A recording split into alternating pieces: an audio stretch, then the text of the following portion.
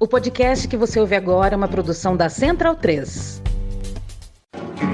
Cristo Redentor, braços abertos sobre a Guanabara.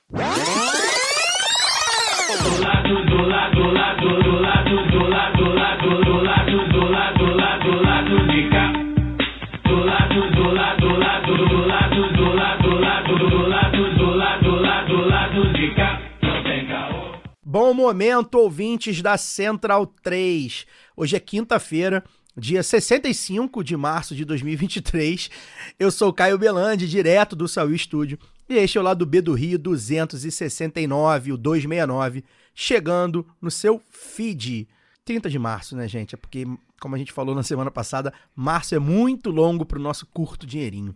O time hoje tá desfalcado, né? A nossa Laura Ramos aí tá descansando, tá precisando aí de um repouso, mandar um beijo para ela. Mas tô aqui com o Daniel Soares e Fagner Torres ao meu lado para falar de um assunto muito importante que tá quente aí no noticiário e que o Lado B até faz aqui um meia-culpa, né? A gente poderia ter falado disso antes, tá? O Lado B precisava ter falado disso antes. Mas enfim, nunca é tarde para debater esse assunto. Mas antes de tudo, boa noite, Fagner Torres. Eu queria saber de você, Fagner. A gente conversou hoje em off sobre a cobertura da imprensa no desembarque do Jair Bolsonaro hoje, tá? A gente não vai debater esse assunto, tá? Provavelmente os ouvintes devem estar doidos para saber o que a gente acha. A gente não vai debater esse tema aprofundadamente, né? A gente tem um assunto hoje que é mais importante, mais urgente para falar. Mas enfim, queria saber do Fagner. Eu acho que dá para dizer tranquilamente, né, Fagner, que o jornalismo hegemônico, ele segue não querendo lidar com um líder fascista da maneira certa, né? Achei, e aí não sei se você concorda comigo, uma cobertura excessivamente incompatível com a biografia de Jair Bolsonaro, né? Com a dimensão do evento, né? Com a dimensão do evento e como se fosse um chefe de Estado e um ex-presidente qualquer. O que você tem a dizer sobre isso? Boa noite. Bom, boa noite. Antes de comentar sobre isso, só para eu não esquecer, queria aproveitar aqui o microfone e mandar um abraço pro amigo Anthony, ouvinte nosso. O Anthony, ele é esposo de uma colega minha do trabalho, a Luísa Boechat. Eu não sabia que a Luísa ouvia o programa, fui surpreendido. Um dia ela me parou no corredor e falou: "Você é o Fagner lá do B do Rio, você quer, blá, blá, blá." Eu falei: sou eu. Mas ela falou que o Anthony, que é o esposo dela, é nosso fãzaço, ouve a gente há muito tempo, acho que talvez há anos. E eu tive trabalhando, né, eu tô trabalhando pra caramba. Ela falou pra mim essa semana: o Anthony me disse que você faltou o programa semana passada. Eu falei: semana passada não, faltei de semana passada. Faltei de semana retrasada. Eu já perdi a conta do número de programas que eu faltei esse ano em função da quantidade de trabalho que eu tenho tido. Mas a Luísa trabalha comigo, então ela sabe como é que é a gramática lá. Ela também trabalha pra caramba. Então um abraço pro Anthony e um abraço pra Luísa, que eu tenho encontrado sempre no escritório lá. Mas vamos lá, sobre a questão da cobertura. Não tem muita explicação, a única explicação é que a mídia brasileira adora um fascista de plantão mesmo, ela gosta de ter um fascista, né, próxima das suas asas, né? Porque a qualquer momento ele pode ser útil para ela nas pautas impopulares que ela sempre defendeu e continua defendendo. Como, por exemplo, agora a gente está nessa discussão aí sobre a questão da taxa de juros do Banco Central. A gente sabe a posição da mídia com relação a isso. A gente sabe quem é que ganha dinheiro com juros altos como eles são hoje, né? Então é importante para a mídia brasileira, ou pelo menos parte dela, aquela que é mais cínica, porque cínica quase todas são, mas aquela que é mais cínica, é importante ter um fascista do lado dela, alguém que ela possa, né, viver na tentativa de tentar de domesticá-lo, né? A mídia brasileira durante muito tempo achou que podia domesticar o Bolsonaro, até que chegou o momento que viu o tamanho que o monstro ficou, inclusive em alguma medida se voltando contra ela.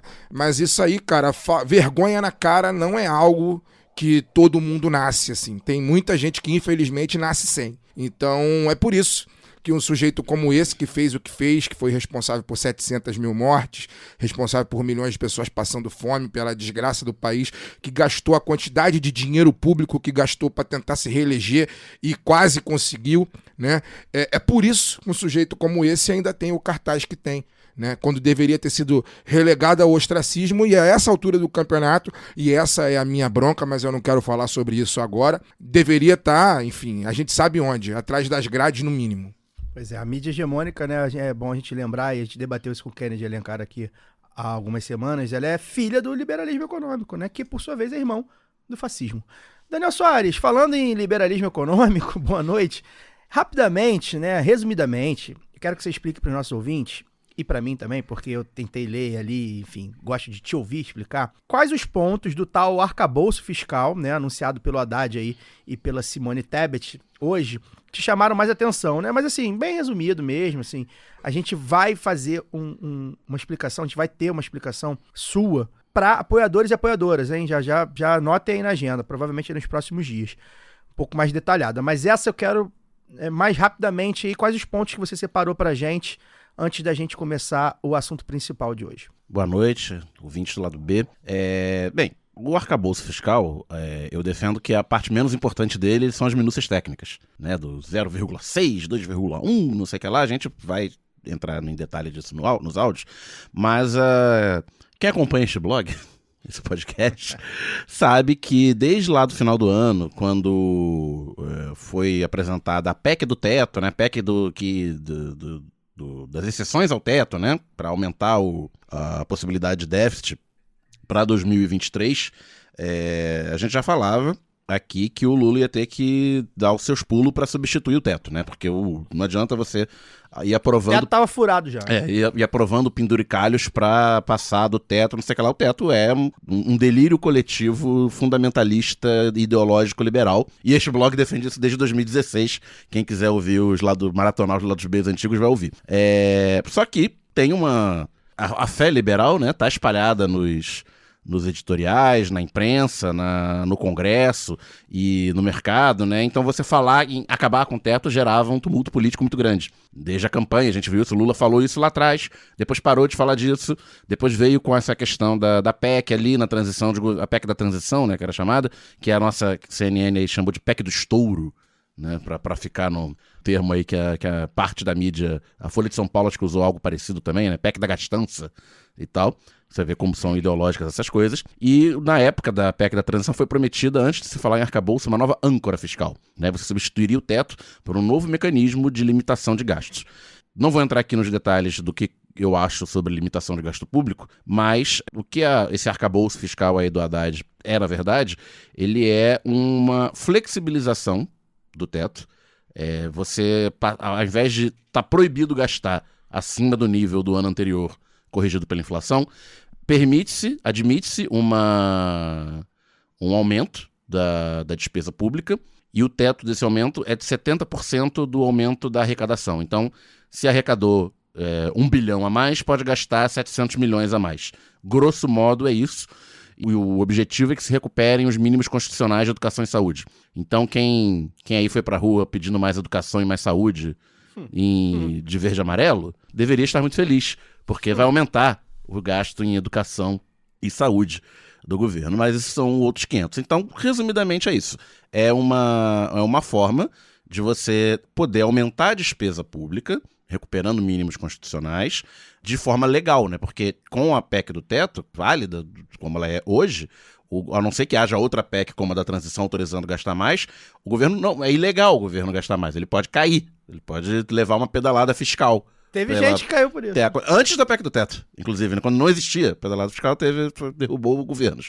Então, uma desculpa a menos para derrubar o governo e você ter espaço fiscal aí para aumentar gastos que são, né, necessários para rodar o governo e satisfazer as necessidades. E só aí eu ouvi também nos grupos de esquerda, muita gente de esquerda falando que mas é excessivamente ortodoxo, não tem que ter limite e tá. Eu posso até concordar no mérito, eu concordo no mérito, só que é a política, né? Então é uma forma negociada de sair, eu tô chamando de desmamar do teto, desmamar mercado, mídia, Congresso, dessa ideia do teto. Então vamos erodir, como eu falo, a gente vem falando também desde a campanha, é o estilo Lula, vai devagarzinho, vai aos pouquinhos e, tipo, era um crime você sugerir final do teto, já não é crime, ninguém defende o teto, não tem ninguém defendendo o teto, não tem uma voz que tem um editorial do Estadão, não tem mais. um Paulo Guedes defendendo o teto, e tá aí o arcabouço, uns acham melhor, outros acham pior, e veremos as cenas dos próximos capítulos nos próximos meses. Paulo Guedes que teria elogiado o Haddad aí, né? Bom lembrar que a gente elegeu Lula, né? Na economia aí, pra situar. A gente elegeu Lula, gente, sabendo que o Lula tinha o Haddad, tinha Tebet, né? É bom eu sinceramente, calibrar as expectativas. Eu acho né? até o Haddad uma evolução em relação a Antônio Palocci. Pois é. Então, enfim, vamos calibrar as expectativas. Bem, hoje para falar sobre os absurdos do novo ensino médio aqui no lado B do Rio, a gente recebe Catarina Santos, doutora em educação pela USP, pós-doutora pela Unicamp, professora da Faculdade de Educação da UNB. Professora, bem-vindo. Obrigado por ter aceitado o nosso convite para bater esse papo. O novo ensino médio é uma política instituída pela Lei Federal 13.415 de 2017, a partir da conversão da medida provisória 746 de 2016 em Lei Federal Ordinária. O que a gente está falando? Está falando, portanto, de uma alteração profunda na educação brasileira criada durante o governo golpista de Michel Temer. Lembrar, nascedouro do regime Bolsonaro, a gestão Temer, sob alguns pontos de vista, foi ainda pior porque teve opinião pública, como a gente já cansou de debater nesse tempo, completamente nas mãos, né? Porque elas estavam unidas pelos interesses dos grandes capitalistas na transformação do Estado brasileiro em ultraliberal. Ou seja, o Temer foi o primeiro a militarizar, né, o governo civil, é bom lembrar, além da forma golpista que ele tomou o poder. Antes do Bolsonaro, ele nomeou um general para o Ministério da Defesa. Pois é. E o governo Temer teve um diferencial em relação ao Bolsonaro, é que o governo Temer, para além disso, ele tinha como objetivo apear o PT do poder depois de 13 anos. Ponto, era afastar o PT do poder. O governo Bolsonaro, ele além de aprofundar, a sua agenda ultraliberal, ele, vamos dizer dessa forma, colocar o PT à margem do governo não era o objetivo principal. Já tinha sido superado. Era aprofundar a agenda ultraliberal e depois se perpetuar pelo tempo que pudesse se perpetuar. Quem acompanhou a gente aqui sabe, a gente falou isso. Tudo isso a gente acompanhou aí, vivenciando. E aí, para começar, professora, a gente começar do começo, tá? Eu queria que você explicasse, primeiro, né, quais foram as mudanças, né? Que reforma é essa, né? Que novo... Reforma é um desses nomes que eles dão, né? Mas, enfim, que novo ensino médio é esse, né? O que mudou? E como é que foi, politicamente, resistir e lutar pela educação em um momento tão frágil do nosso país como foi em 2016? Porque a conjuntura era outra em 2016, era uma avalanche que a gente estava... quem resistia era engolido, né? Ali até 2018, depois a maré foi virando até chegar agora na eleição do Lula, que significa uma maré diferente. Queria que você contextualizasse então pra gente o que foi, o que é de fato essa mudança e como é que foi nesse período difícil aí. Bem-vinda. Obrigada, Caio. Boa noite a todas as pessoas que nos acompanham. É uma alegria muito grande estar aqui participando do pod aí do lado B do Rio. Fico felicíssima com o convite que vocês fizeram. Então, boa noite, Caio, Fagner. Boa noite, Daniel. Mandar um beijo para a querida Laura, né? Luara. Laura? Luara. Para a querida Luara. Desculpa, Luara. Errar o nome das pessoas é uma coisa terrível. Ela já está acostumada, Catarina. Já está acostumada. Não pode acostumar.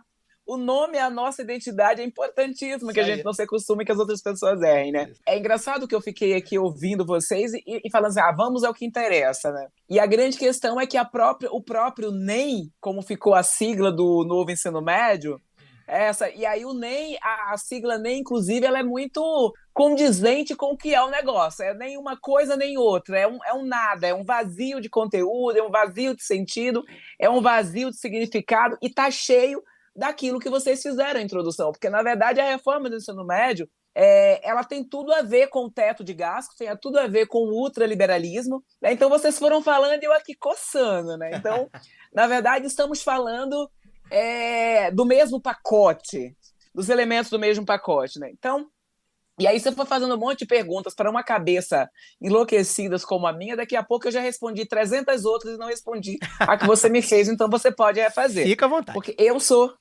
sou essa pessoa. Mas vamos lá, você pediu para começar do começo, mas eu vou começar mais anteriormente ainda, né? Porque o que acontece? Acho que para as pessoas que acompanham o pod de vocês, né, para os ouvintes, é importante entender, na verdade, antes de entender o que é uma reforma, entender qual é o papel da educação.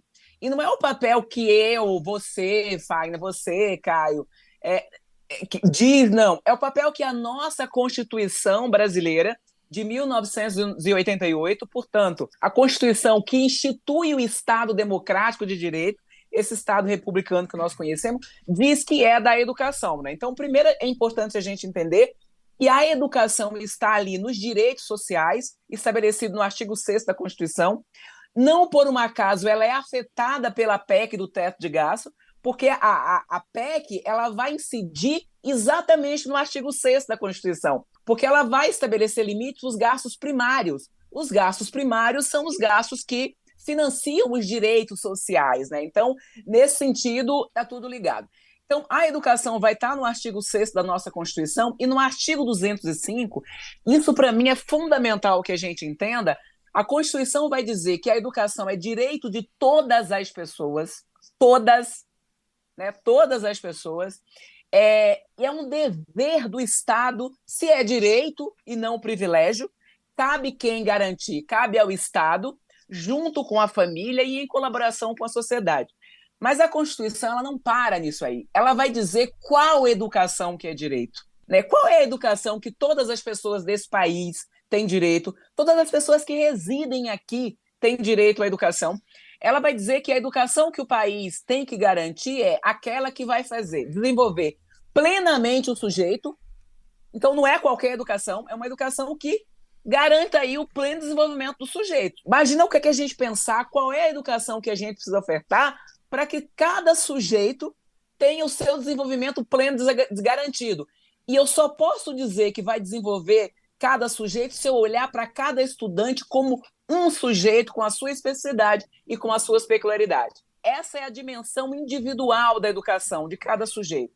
Ela vai partir para um segundo elemento, que é para dizer, além de formar o sujeito, eu preciso formar esse sujeito para ele viver em sociedade, para a cidadania, para construir uma sociedade que caiba a todos esses sujeitos. Então, imagina, eu preciso construir uma sociedade diversa, que respeite a diversidade, para se desenvolver de forma diversa, ou seja, não pode ser uma educação pasteurizada, né? E a terceira dimensão do direito estabelecido na Constituição, ou da finalidade da educação que a Constituição, que o país precisa garantir, é a formação para o mundo do trabalho. E aí a gente precisa ter muita clareza que uma Constituição que diz que eu formo para a cidadania e desenvolvo plenamente o sujeito, esse trabalho não é a uberização, não é a iFoodização, né? É um trabalho como dimensão da construção dessa sociedade que caiba a todos os sujeitos. Eu acho que esse é o ponto de partida inicial, né? E aí o artigo 206 da Constituição vai estabelecer um conjunto de princípios sobre os quais nós devemos construir esse direito à educação. Então, o primeiro princípio é todas as pessoas precisam ter igualdade de acesso e permanência para se desenvolver. Então, eu preciso garantir todas as condições para todas as pessoas, independente de origem social, racial, de localidade, campo, cidade, precisa ter as condições de estar na escola e se desenvolver. A liberdade de ensinar e aprender, o pluralismo de ideia, a gestão democrática, a qualidade, a valorização dos profissionais de educação, tudo está garantido na nossa Constituição. Então, quando a gente está aqui falando de qual educação, nós estamos falando da qual educação que a Constituição estabeleceu. Não é a que eu acho ou que você acha, é aquela que é a Constituição e é essa que nós defendemos. Daí é que eu preciso olhar quais são essas etapas que desenvolvem essa educação. E aí a nossa Constituição vai trazer que a educação brasileira está constituída pela educação básica, e essa educação básica pega a educação infantil, que vai do 0 aos 5 anos de idade, ou aos 6 anos de idade, o ensino fundamental, que começa aos 6 anos de idade, e o ensino médio, que é essa etapa, é a última etapa da educação básica. Isso, o nível básico, então nossa educação tem 2 níveis, e aí a gente vai depois para o nível superior. Quando nós estamos falando dessa educação básica, o ensino médio, que é a última etapa da educação básica, a lei de diretrizes e bases, porque eu tenho uma Constituição que tem uns capítulos, um capítulo e os artigos falando da Constituição. Depois eu tenho uma lei de diretrizes e bases, que é a lei que vai esmiuçar, detalhar tudo sobre a educação. Então, aí é uma lei ordinária, né, que vai estabelecer esses elementos. E aí a gente precisa dizer o que o ensino médio precisa garantir, o que a lei de diretrizes e bases diz que é o ensino médio precisa garantir. Ele vai dizer que o ensino médio é a etapa final da educação básica, que tem duração de 3 anos e que tem finalidades.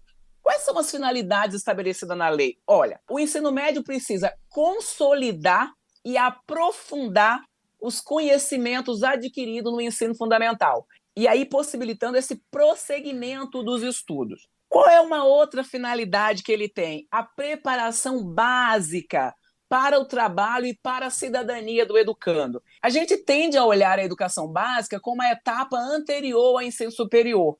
Ela mas é na educação básica que eu vou desenvolver a formação ampla do sujeito. Porque ou na educação profissional ou na educação superior eu vou fazer a profissionalização. Aí eu verticalizo. Mas essa formação básica que a gente precisa ter como sujeito, como cidadão, é aqui que a gente faz. E o ensino médio também tem essa finalidade. E prepara esse educando para continuar aprendendo, né? De forma que ele seja capaz de se desenvolver constantemente, se aperfeiçoar posteriormente. Vai dizer também que ele precisa aprimorar o educando como pessoa humana, incluindo a formação ética, o desenvolvimento para a autonomia intelectual, né, e do pensamento crítico. Isso é a finalidade do ensino médio. E a compreensão dos fundamentos científicos, tecnológicos dos processos produtivos, relacionando a teoria com a prática no ensino de cada área de conhecimento ou de cada disciplina. Essas são as finalidades do ensino médio. E aí a gente entra na medida provisória 746. Eu acho que vocês já devem ter ouvido bastante aí as pessoas discutindo. Não, a reforma foi feita por medida provisória porque desde a década de 90 que vocês ficavam discutindo, não fazia nenhuma proposta. Mentira! Em 71, nós tivemos uma reforma, né, lá do ensino médio, e nessa reforma se criou aquela coisa lá do ensino profissional e do ensino propedêutico. O ensino profissional estava vinculado a terminalidades, ou seja, quem não tinha perspectiva de continuar estudando, de entrar na educação superior, fazia exatamente esse ensino médio profissionalizante. E eu, por um acaso, fiz. Não fiz na década de 70, não, tá, gente? Para o povo não achar que na década de 70 eu estava fazendo ensino médio. Eu fiz da lei da década de 70, eu fiz na década de 90 que eu fiz o ensino médio.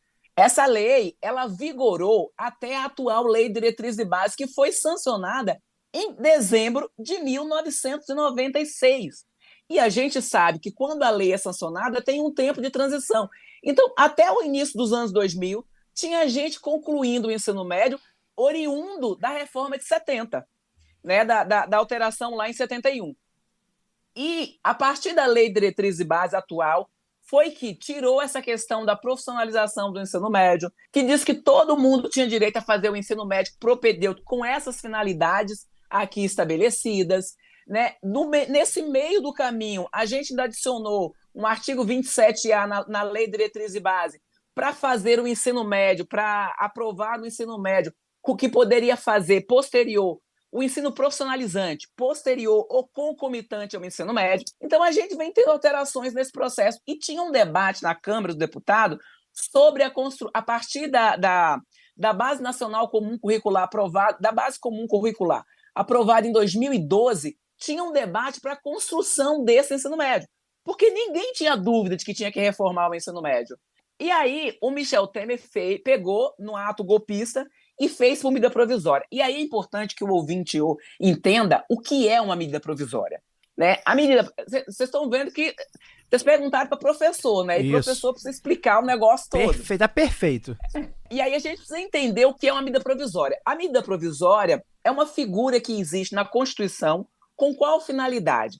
Então eu vou pegar como exemplo para as pessoas entenderem melhor. Por exemplo, a pandemia. A pandemia é algo que, né, sobrecaiu sobre as nossas vidas e que qualquer mudança que precisa ser feita imediatamente. Então é uma coisa que era urgente e que tinha relevância.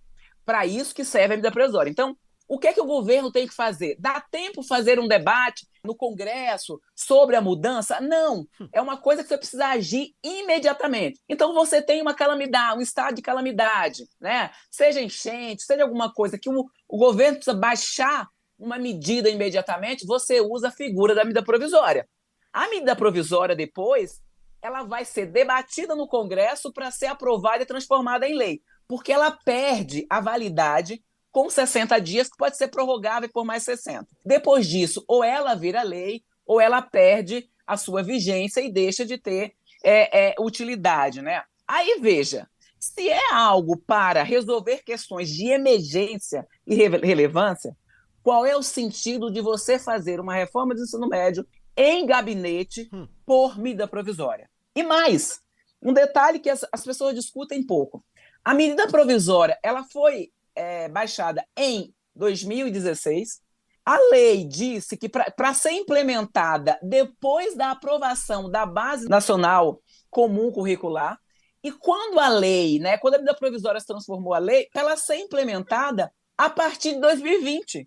Então, qual é a urgência de fazer em 2016 se ela só começa a valer em 2020? 4 anos que daria para ser debatido e reconstruído. Criar então, o fato consumado político, né? Exatamente. Então, alguma coisa tinha de golpe nessa medida. E aí, se a gente... O brasileiro, às vezes, tem a memória curta, mas 2016 está bem ali, né? A gente pode lembrar que a 746, assim como a PEC de teto, né, a PEC do teto que foi a 241, depois virou a 55 no Congresso, provocou uma onda de ocupação das escolas, dos estudantes de ensino médio e nas universidades. Né, lembram disso, lá em 2016. E essa ocupação, ele começou muito forte do Paraná, inclusive despontou aí uma liderança que foi a Ana Júlia, né? Começou muito forte no Paraná, e depois pegou o Brasil inteiro e adentrou as universidades. Os estudantes das universidades públicas também fizeram um processo de ocupação, aí junto com os estudantes do ensino médio, e nessa ocupação... Não, antes de 2016, a gente lembra das ocupações das escolas em 2013, lá em São Paulo, lembra? Quando os alunos ocuparam e dizia: a gente quer uma outra escola, uma escola organizada a partir com a gente. E aí o Alckmin, à época, inclusive, que fechou escolas no centro, né, que estava fechando as escolas, dizia que as turmas tinham que começar com 80, porque depois alguns iam desistir mesmo, aí ficava com a quantidade certa. Então, é bom a gente lembrar de todo esse contexto, né? E nessa ocupação, os estudantes diziam assim: a gente quer uma outra escola. A gente quer uma escola pensada junto com a gente, pensada pelos educadores, pensada junto com os estudantes. Em 2016, esse processo começa, né? Tem essa onda de ocupação por conta da MP 746, e os estudantes novamente diziam: nós queremos reformar o ensino médio, nós queremos um outro ensino médio, mas nós temos que debater com quem faz a educação, com os sujeitos da educação. Que ensino médio é esse? Quem é que fez o ensino médio? Nos gabinetes do presidente, contando aí com participação das fundações empresariais, né, que são os grupos, e aí a gente pode perguntar: quem em sã consciência pode imaginar que fundação empresarial quer fazer uma reforma de ensino médio para beneficiar estudantes de escola pública? Daí a gente continua. Então, a 746 foi, né, em 2017, ela foi debatida mais ou menos naquele ambiente no Congresso e se transformou na lei 13.415, que alterou umas 43, 44 lugares, né, ou parte da Lei de Diretrizes e Bases da Educação Nacional. E aí o negócio degringolou, né? O que efetivamente, em carga horária, por exemplo, a nossa lei diz que nós temos que ter, no mínimo, 800 horas e 200 dias letivos. Esse é o mínimo, né? A gente sabe que o público em geral do ensino médio, 12% da matrícula do ensino médio hoje, 12,3%, são de estudantes de escolas privadas. O restante são todas escolas públicas. Sejam as escolas, né, técnicas, os IFETs e tal, são todas escola pública. Então, o público majoritário da educação básica e do ensino médio são estudantes das escolas públicas. E aí a gente sabe quais são as condições que eles estudam, qual é a quantidade horária. Muitas vezes, grande parte deles precisam trabalhar, né, para ajudar na subsistência. E aí se definiu que iria para, no mínimo, de 1.400 horas. Essa quantidade, ao invés de ser 800, iria para 1.400 horas, né, para chegar aí a uma carga horária a partir de março de 2017, a partir de março de 2017, né, a gente trabalhar aí progressivamente para chegar nesse processo. E começa ao invés de olhar, obviamente não olharia para a base de 2012, né, que foi uma base mais avançada, começou a estabelecer, por exemplo, os benditos itinerários formativos. Né? Ao invés de pegar as áreas do conhecimento, as disciplinas como nós conhecíamos, sociologia, filosofia, história, biologia, química, matemática, português, inglês, começou a estabelecer os itinerários formativos a partir de linguagem e suas tecnologias, matemática e suas tecnologias, ciências humanas e sociais, né, formação técnica e profissional, e diz que as secretarias de educação organizariam aí os itinerários formativos. A grande pergunta é, bom, nós temos a infraestrutura que nós temos, as condições escolares que nós temos nas escolas públicas, quais, e que os estudantes escolheriam o seu itinerário. A pergunta era, os estudantes iriam escolher os seus itinerários ou eles iriam fazer aquilo que as secretarias de educação disponibilizassem, aquilo que a escola disponibilizasse? Esse país, mais de 90% dos municípios brasileiros tem uma, duas no máximo, escola de ensino médio, colégio de ensino médio. Vai escolher o quê? Vai escolher onde? Em quais condições? E aí, no processo de implementação desses tais itinerários formativos, nós estamos vendo o que está acontecendo. Então, os alunos não escolhem itinerários formativos e a gente precisa perguntar, é possível que você coloque um aluno com 14 anos de idade, 15 anos de idade, né, 14, 15 anos de idade, para escolher o que ele vai ser para o resto da vida? Você está num momento que você pode escolher várias questões, né? Mesmo que a gente oferecesse bons itinerários formativos. Eu vou oferecer o itinerário para quem quer continuar na área de ciências humanas. Mas quem disse que quem vai fazer a área de ciências humanas não tem que aprender as matérias das outras áreas? E aí, não por um acaso, se colocou ali o português e a matemática como obrigatória nos 3 anos, e o resto foi tirando. Filosofia, sociologia, arte e mais. Aquilo que ficou de arte, sociologia, história, começou-se a implementar a partir das coisas mais escabrosas possível, né? Então você perguntou assim, quais foram as mudanças? As mudanças foi, esvaziou-se todo o processo de formação, a gente queria uma reforma para melhorar, né? A gente está sempre pensando que quer reformar, a gente quer uma reforma para melhorar. Nós fizemos uma reforma para piorar, nós, o governo Temer, né? Fez uma reforma para piorar o processo. Então, objetivamente, né, a reforma do ensino médio, o novo ensino médio, ou NEM, retirou toda a possibilidade de formação basilar, crítica, reflexiva, criativa dos nossos estudantes do ensino médio, que são fundamentais, inclusive, para a gente pleitear, entrar na educação superior e nela permanecer. Não é só a entrada. É como é que você permanece a partir dessa não formação que temos aqui no ensino médio. Mas deixa eu parar de falar e vocês irem fazendo as perguntas, porque você me deixou ficar aqui 3 horas falando. Foi ótimo. Já começamos bem. É ótimo. Eu queria, inclusive, a minha pergunta, Catarina, professora, ela vem muito em cima do que você falou agora há pouco a respeito das fundações. Eu queria que você esmiuçasse mais esse tema. Mas eu, né, aqui na nossa mesa aqui, hoje, eu sou jornalista, o Caio é jornalista e o Daniel é economista. E o meu hobby particular, preferido, é dar porrada na mídia, de uma maneira geral. Esse é o meu hobby preferido. E aí, por que eu tô te dizendo isso? Porque eu acho que a mídia é o principal formador de consenso nesse país, e sempre que vai se debater educação na televisão, né, nos telejornais, de uma maneira geral, os entrevistados são sempre os de sempre, né? A Fundação Roberto Marinho, o Instituto Ayrton Senna, o Todos pela Educação, né? Lema.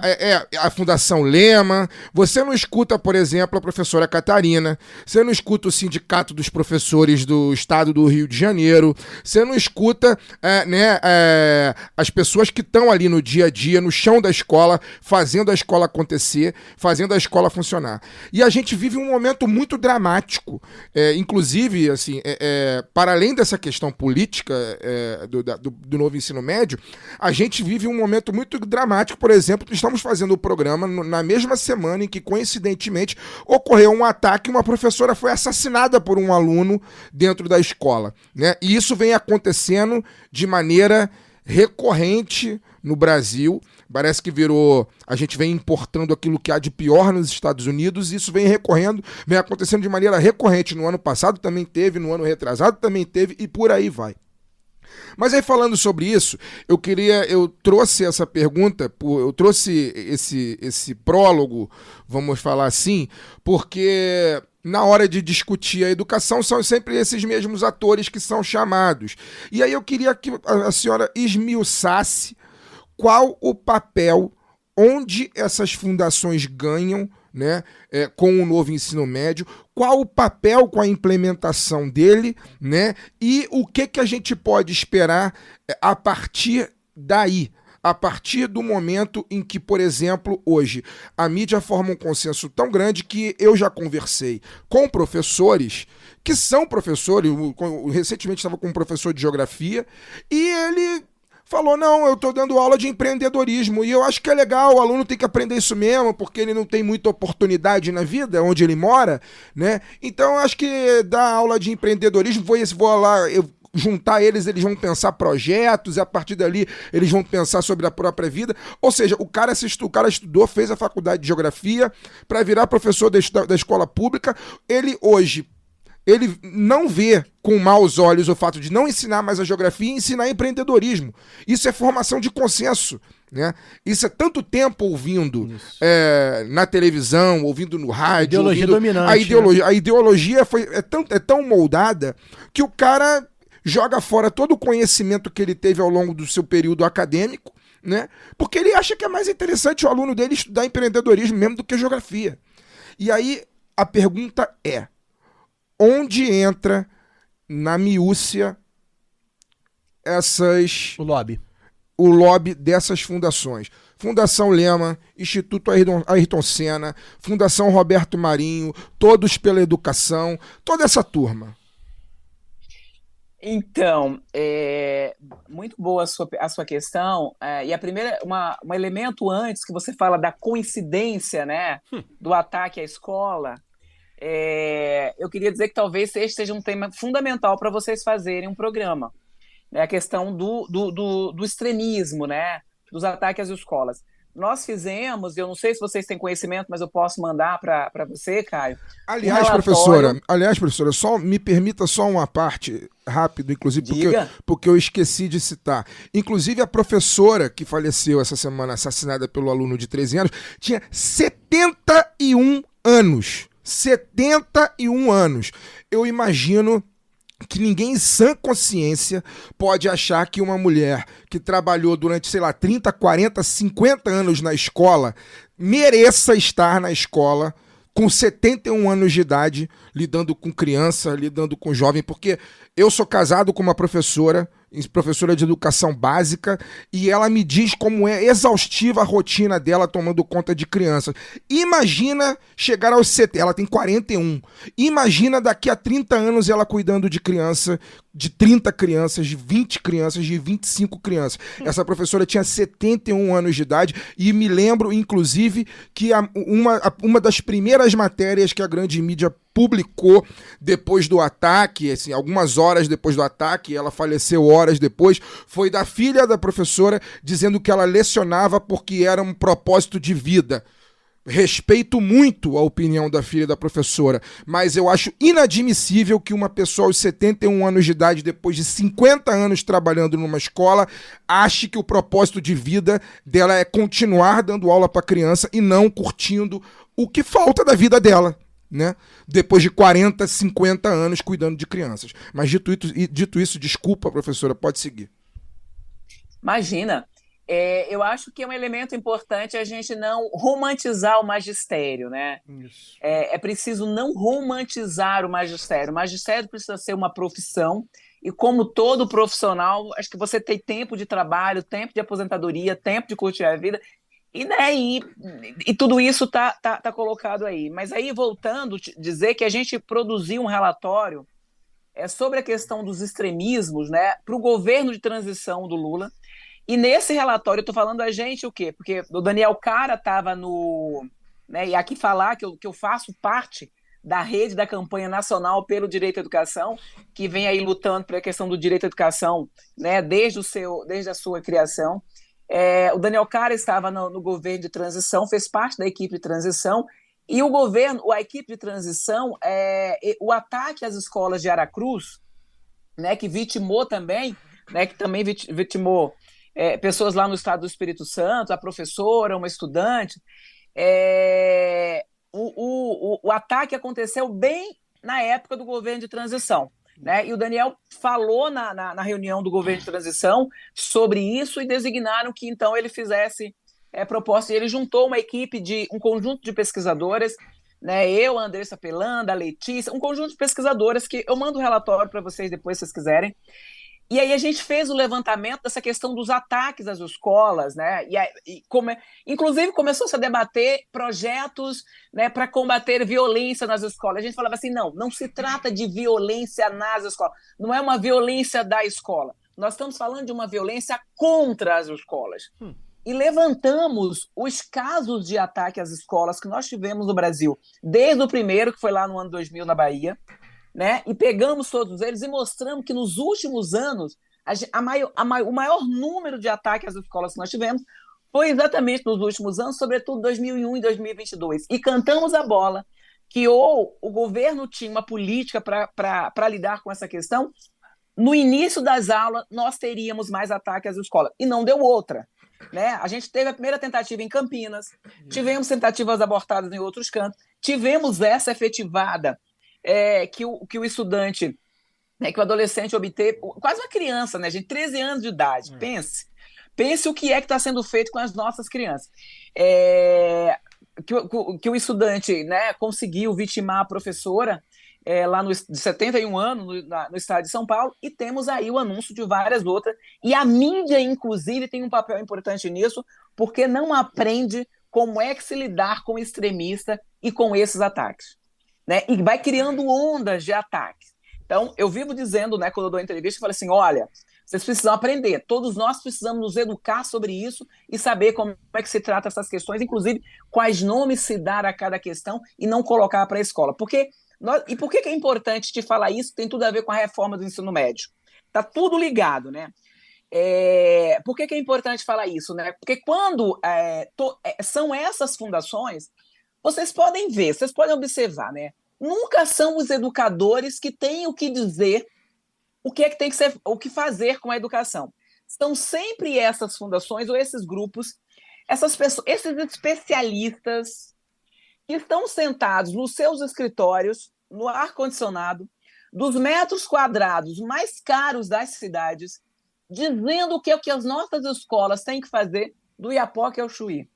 E tem sempre uma solução mágica para uma questão tão complexa quanto é a educação. E o interessante é que são pessoas, essas soluções são sempre pensadas para a escola pública. Nunca é para a escola privada, não, é para a escola pública. São para os estudantes das escolas públicas.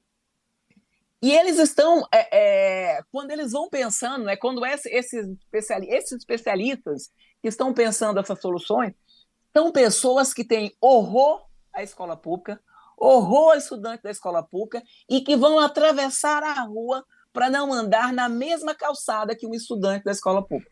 São essas pessoas que desenharam a reforma do ensino médio, são essas pessoas que desenharam a BNCC.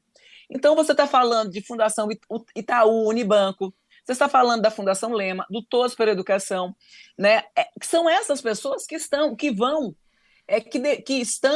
nas audiências no Congresso Nacional, que negociam diretamente com o ministro da Economia, com o ministro da Educação. Se você olhar, por exemplo, esse ano, o ministro da Educação, as agendas do ministro da Educação são da Fundação.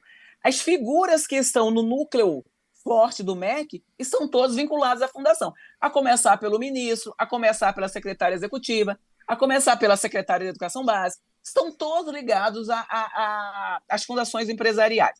Então, onde é que essas fundações ganham, né? Elas vão ganhar no projeto de educação, né? Ou seja, na negação do direito à educação para a população brasileira, né? Porque aquela educação que está lá na Constituição, porque não interessa à elite, né? A elite econômica brasileira que a população brasileira tenha educação. Né? Uma população educada e educada na perspectiva crítica emancipadora, não é uma população que vai fazer com que o professor de geografia diga que ok dar aula de empreendedorismo e não de geografia. Então, não é uma população facilmente cooptável. Porque do que a gente está falando? Do projeto dessa elite econômica brasileira, que são os herdeiros dos escravocratas, dos colonialistas, são os mesmos. Se você fizer a linhagem, são os mesmos. Né? A lógica deles é conservar, o conservadorismo aí, do conservar a estrutura política e econômica desse país. Né? Eles fariam de tudo para que tivéssemos nesse país, voltasse de fato, de direito, inclusive, né, legalmente, o regime escravocrata.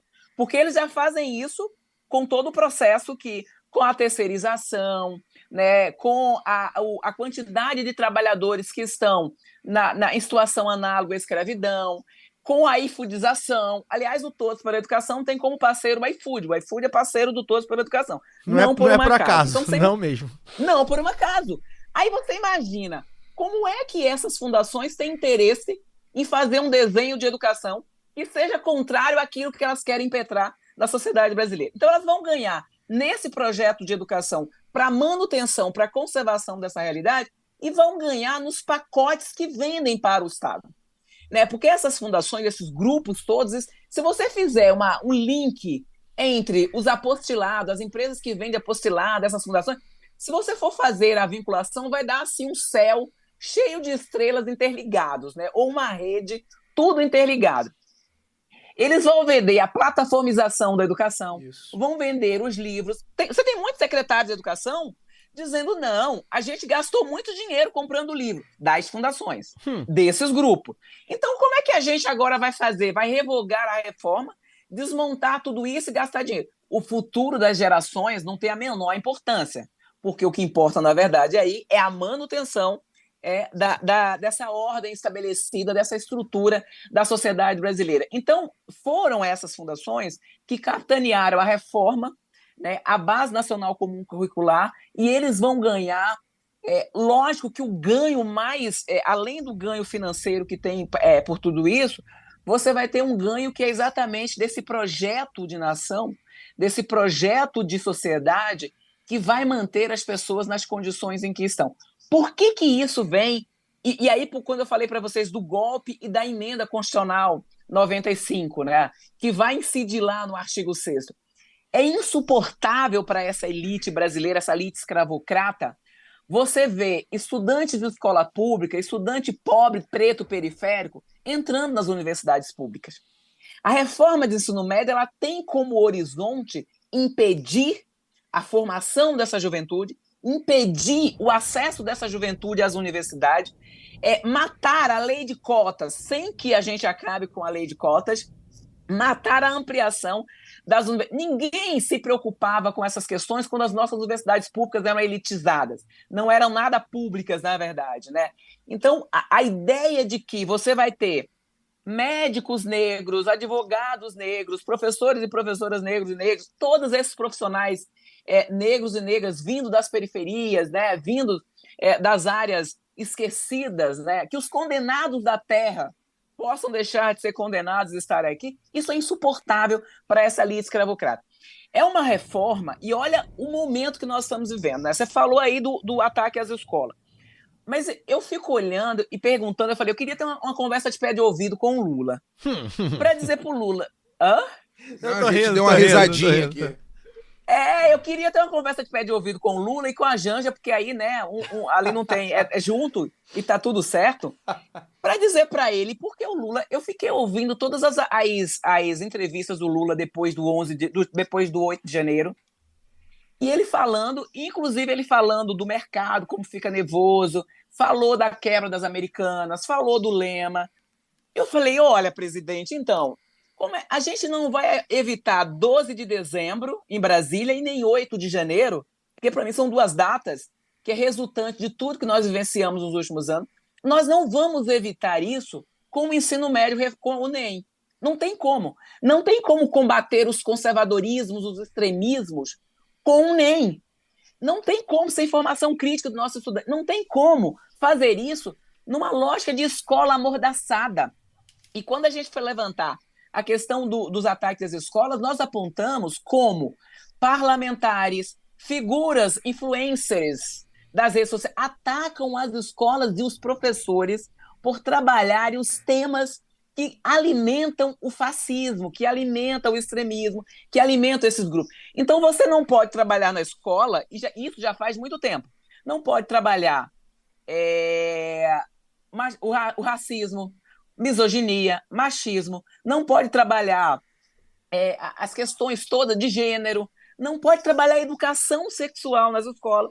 Vocês lembram da mamadeira de piroca, né? Vocês lembram de tudo isso. Então, essas questões todas estão resultando nisso que nós estamos, juntamente com as igrejas, né, ou as figuras que se colocam nas igrejas, né, para fazer essa lavagem cerebral na nossa sociedade. E eu não estou falando das igrejas que se comportam em tese como se espera. Eu estou falando de grande parte das igrejas que estão se comportando como milícias, né? Grupos empresariais que são, enfim... Empresas da fé. Empresas da fé. Empresas da fé. E que não se diferem nem um pouco dessas outras empresas todas aí, né? Então, é disso que nós estamos falando. Como é que a gente vai reverter essa situação que nós estamos vivenciando no Brasil se a escola não pode ser escola? As nossas escolas, elas parecem cada vez menos com escolas. Isso parece cada vez mais com qualquer outra coisa. Então, nós estamos encarcerando as escolas, os processos de ensino-aprendizagem, não só com as escolas militarizadas, que esse país tem mais de 600. Nós estamos encarcerando as escolas com o currículo, nós estamos encarcerando as escolas com os dispositivos de identificação facial, com detectores de metais, não sei o quê. Esse país, ele não olha para o problema. Esse país quer manter o problema e começa a achar soluções paliativas, soluções mágicas. Eu não quero debater a complexidade do que é educação. Não, eu quero estabelecer pacotes para todo mundo aplicar. Então, essas fundações empresariais são elas, né, que constroem aí toda essa base para implementar esse projeto de deseducação. E eu nunca me esqueço do nosso velho e bom Paulo Freire, né? Que ele sempre diz, se a educação sozinha não transforma a realidade, ela tampouco será transformada sem a educação. E vou me lembrar ainda de um documento que permaneceu secreto no governo Ronald Reagan, em que ele dizia que quem dominasse a educação dominaria as mentes e os corações. Então, a educação é importante, e por isso eles querem controlar a educação. Por isso eles querem dizer qual educação vai se desenvolver nesse país, porque a manutenção, essa naturalização da barbárie instituída nessa sociedade é altamente rentável para essa gente em todos os sentidos. Então, as fundações ganham elas ganham de todas as formas. Tem colégios, né, Catarina? É bom lembrar, essas fundações têm colégios particulares caros, né, que serão favorecidos. O abismo entre particular e público vai ser muito maior. Vai empurrar cada vez mais pessoas para particular. Exatamente, com uma grade muito mais favorecida. Quem puder, dentro. Vai pois ir é, exato. Caio, meninos, olha só, eu falei aqui que eu sou da campanha nacional pelo direito à educação e a gente brigou, né, disputou passo a passo o Plano Nacional de Educação e o custo aluno qualidade, né? O que aí eu vou explicar o que é o custo aluno qualidade. No Brasil, o que acontece? A gente tem 27 unidades da federação, né, quase 6 mil municípios, com sistemas de ensino diferentes e com uma lógica de que a União ela é a unidade da o ente da federação com maior poder arrecadatório, né, político, econômico, em todo sentido. Os estados, né, que tem aí o poder mais ou menos, e uns mais que os outros, a gente tem desigualdades, e os municípios, que são os entes da federação com menor capacidade política, financeira, arrecadatória, tudo isso. E a oferta da educação, a oferta majoritária da educação no Brasil é feita pelos municípios, né? Pelos municípios. Por exemplo, a educação do campo, que é uma educação mais onerosa, no sentido de precisa de maior valor. O município que oferece. A educação infantil, que é a etapa mais onerosa, por razões óbvias, é ofertado pelos municípios. Então, os municípios detêm mais de 60% da matrícula, né, das 40 mil matrículas que nós temos, 40 milhões de matrículas que nós temos no Brasil. A educação básica tem 40, pública tem 40 milhões de matrículas, mais 60% está sob a responsabilidade dos municípios. E aí, isso significa, e como, né, o grosso da arrecadação tem a ver com, do financiamento da educação tem a ver com os percentuais destinados na Constituição, que são, no mínimo, 25% para estados e municípios e 18% para a União, então a educação básica vai muito com a arrecadação de estados e municípios. Significa que as condições objetivas da nossa educação, o tanto de educação que cada estudante recebe depende da rede que ele estuda e do lugar que ele mora. Então, na verdade, não é a educação que você precisa que define qual é o investimento. É o investimento que você diz e diz qual é a quantidade e a qualidade da educação que você recebe. O curso aluno-qualidade, ele vem no sentido de dizer, não, todo e qualquer estudante nesse país merece e tem direito à educação de qualidade, como a Constituição disse. E isso vai fazer com que o município tenha mais condições? Não. Mas a responsabilidade é do Estado brasileiro. Então, estados, município e União, e a União, que é aquela que mais arrecada, precisa destinar a quantidade de recurso necessário para garantir o direito à educação. E a gente brigou muito por isso. A gente conseguiu aprovar a emenda constitucional 108 em pleno governo Bolsonaro, que é a emenda constitucional que institui, que faz o Fundo de Desenvolvimento da Educação Básica e Valorização do Magistério permanente, ele agora está no corpo da Constituição, o curso Aluno Qualidade está lá, mas não se regulamenta. O Plano Nacional de Educação aprovou uma meta e o Plano Nacional de Educação expira em 2024. As metas estão lá esquecidas. Né? Aprovou uma meta vinculada ao CAC e essas fundações são as mais contrárias, as mais ferrenhas defensoras da não implementação do curso de qualidade. E qual é o argumento dessas fundações? Não, a gente não tem problema de financiamento, a gente tem problema de gestão. Deem um Google aí e descubra qual é o valor aluno ano do Fundeb, o valor base do Fundeb para 2023. Vocês vão descobrir que é 5 mil e pouco. O valor aluno ano. As escolas privadas têm mensalidades, algumas de 12, 13 mil reais. 4, 5 mensalidades. E você está lidando com um estudante que tem tudo na vida. Né? Quanto mais cara a escola, mais tranquila é a vida dos estudantes. Na escola pública, grande parte dos estudantes depende da escola, desde para ter lugar para estudar, para ter professor, para ter material, para comer. Para comer. Né? E a gente viu o não reajuste da alimentação escolar, que provocou aí um monte de criança com fome nas escolas, nós vimos por aí.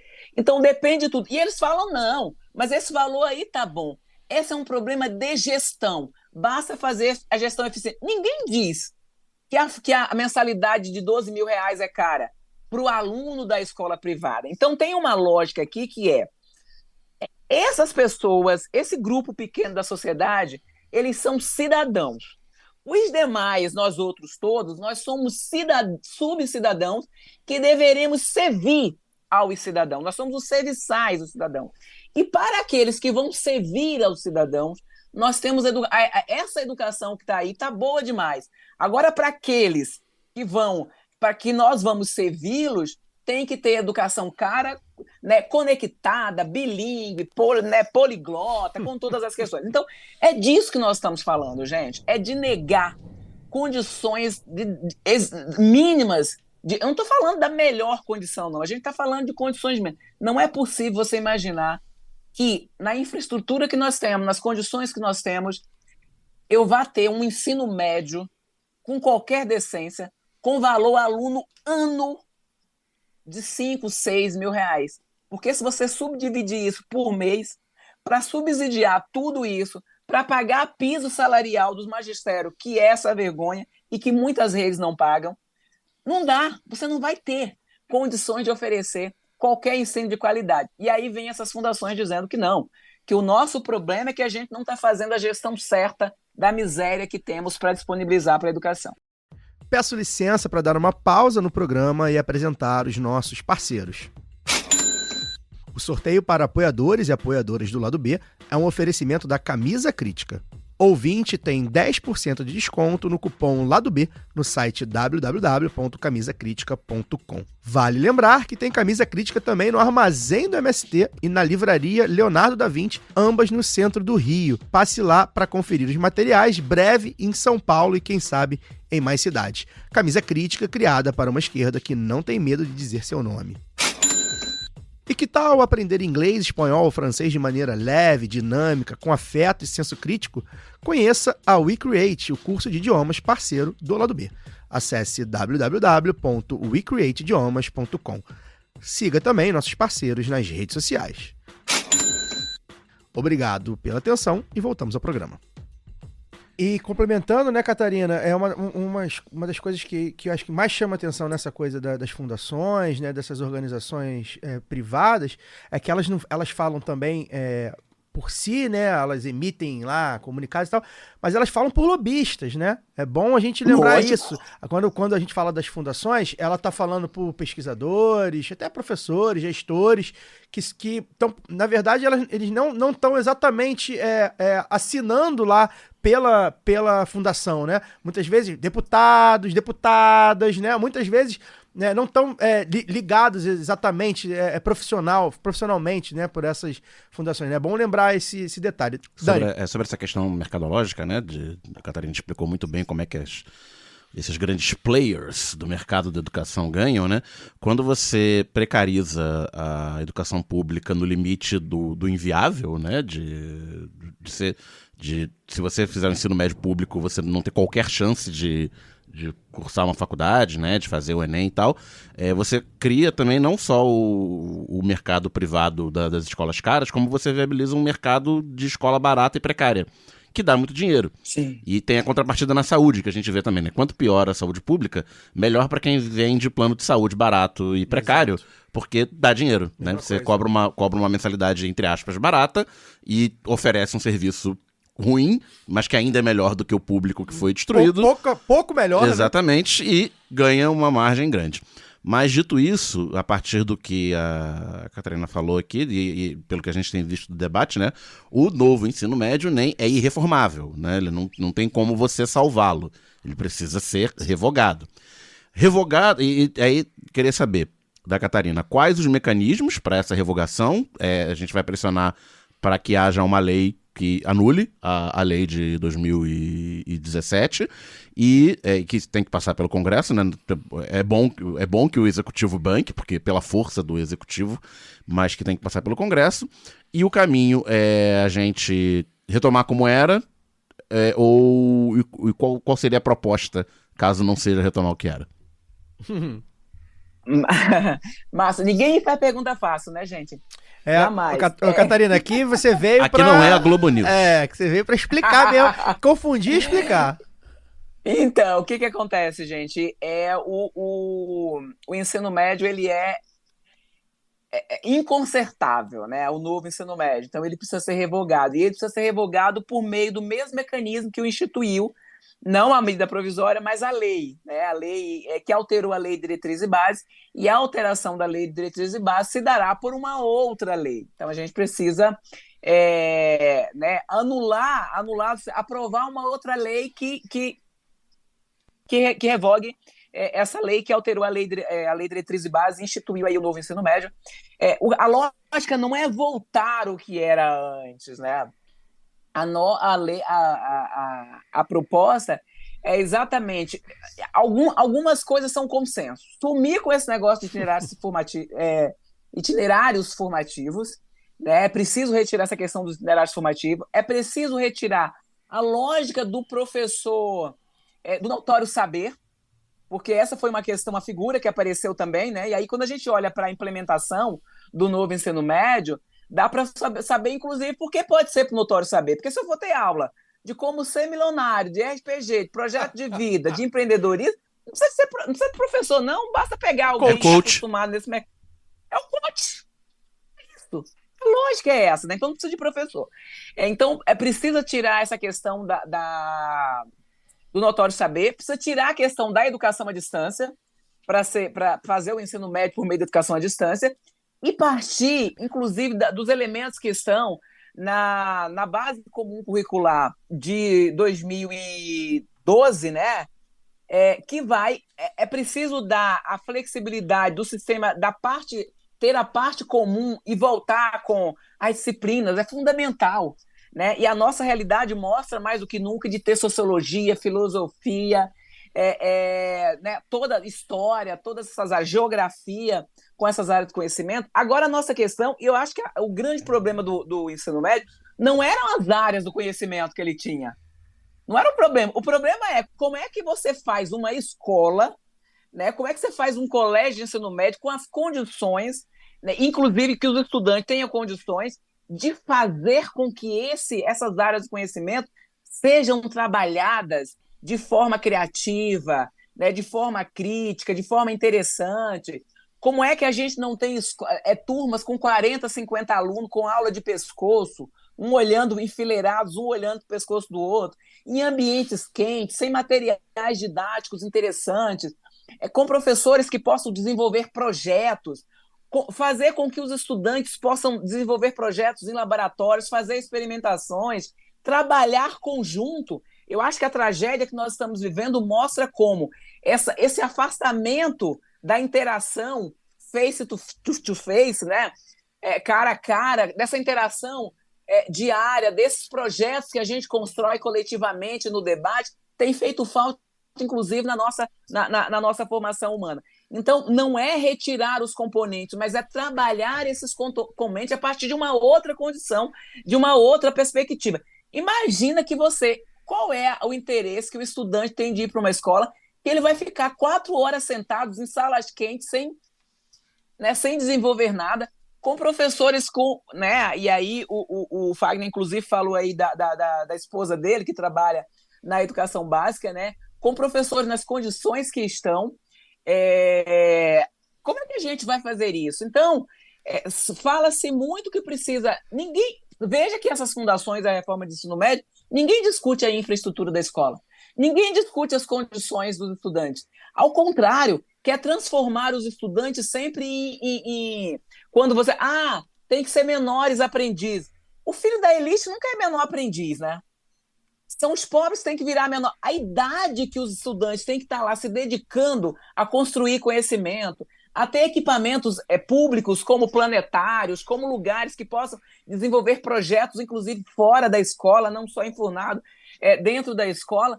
Não, isso os alunos da escola pública não precisa ter, não. Não precisa ter escolas conectadas. O filho da elite é trainee. O filho da elite é trainee. Trainee aos 26 anos. Aos 26 anos. Aos 26 anos, e não aos 14, 15, né? Isso, aos 26. E não aos 14, 15. Então, E trainee aos 26 anos nas maiores multinacionais, né? Não é lá na diretoria do pai, na diretoria do papai. Não, começou de baixo na empresa da família. Claro. E aí, esses elementos todos estão dados. Então, o que a gente está debatendo em relação à questão da reforma do ensino médio é, tipo assim, retirar todo esse monte de coisa horrorosa que foi colocada e garantir condições de infraestrutura na escola, pensar esses componentes curriculares a partir de condições objetivas, né? E de espaços de formação, que possa fazer com que a escola seja um espaço interessante, que o estudante possa ir e possa se sentir parte daquele processo. Veja bem, pensa, como é que a gente foi transformando a escola cada vez em um lugar menos interessante. Pensa que nós todos aqui, né? Eu até pensei que eu falei que eu ia começar dizendo de que lugar que eu falo, né? Quer dizer, eu sou uma mulher preta, nordestina, filha de agricultores que não tiveram acesso à escola, e que meu pai dizia que a gente tinha que aprender, e que ele olhava para mim e falava assim, ele me achava a pessoa mais inteligente do mundo desde pequenininha, né? Que eu ia ser a doutora preta dele, né? Filho de trabalhadores do campo que andava 5, 6 quilômetros todos os dias para chegar numa escola em que eu tinha professores que só tinham feito até a 4ª série, né? Então, não é porque eu sou professora da Universidade de Brasília que eu nasci aqui dentro da Universidade de Brasília, não. Né? Tem todo esse processo no caminho. E aí, para falar desse lugar, e aí imagina que você pensar que a tua escola básica, o seu currículo, não fala para você, não fala de você, não fala sobre sua vida. Você está morrendo na sua comunidade com todas as violências, e as violências não só... Estou falando das múltiplas violências que vivenciamos. Você está lidando com meninas e meninos sofrendo, né, várias violências de assédio, né, de tudo. E isso não faz parte do currículo. Porque a escola não pode tomar partido. A escola tem que trabalhar conteúdos neutros. Neutros para quem? É o partido de quem que a escola não pode tomar, né? A escola sem partido é a escola do partido único. É a escola desse partido estabelecido, que é o partido desse projeto de sociedade. Então, a gente precisa ter uma escola que fale da vida, que seja a vida. O Anísio Teixeira, ele falava assim, que negócio é esse da escola preparar para a vida, como se enquanto você estivesse estudando, você não estivesse vivendo. Não, a escola tem que ser espaço de vida. Então, a vida precisa fazer parte da escola e do currículo. Que negócio é esse dessa escola que eu vou preparar para responder pergunta de português e matemática? Diga aí. Não, a gente levanta o dedo aqui só para poder ter uma questão de ordem entre nós aqui. Pode seguir. Eu entendi, mas eu fico pensando se vocês vão interagir comigo. Eu adoro, né? É porque você falou do Anísio Teixeira, antes você citou o Paulo Freire, né? Não à toa, um foi exilado pelo momento, né, pela ideologia dominante do Brasil na época, e o outro foi assassinado, né? Pela ditadura militar, né? Não à toa. Não, jamais, né? E não por um acaso o Paulo Freire é hoje essa figura odiada por essas pessoas. Por essa extrema-direita. Não, e você vê que. E tá no submundo do Zap, né? Assim, um dia eu tava pegando um Uber e ele tava reclamando do planejamento do trânsito da cidade ali, que era uma entrada que fazia engarrafamento, sei lá. Aí aquela coisa, né? Foi mal planejado, isso daí é educação Paulo Freire, que dá nisso. Tipo, a culpa do engarrafamento era do Paulo Freire. O Uber tava falando, ele aprendeu isso em algum lugar, né? Foi no Deep Zap, provavelmente. E aí, lógico. Esse pensamento não é original dele. Não, só pra linkar lá no começo, quando a gente fala do Temer, né? Porque muita gente acha que de repente a gente tá exagerando. Não era bem assim e tal. O Temer, né?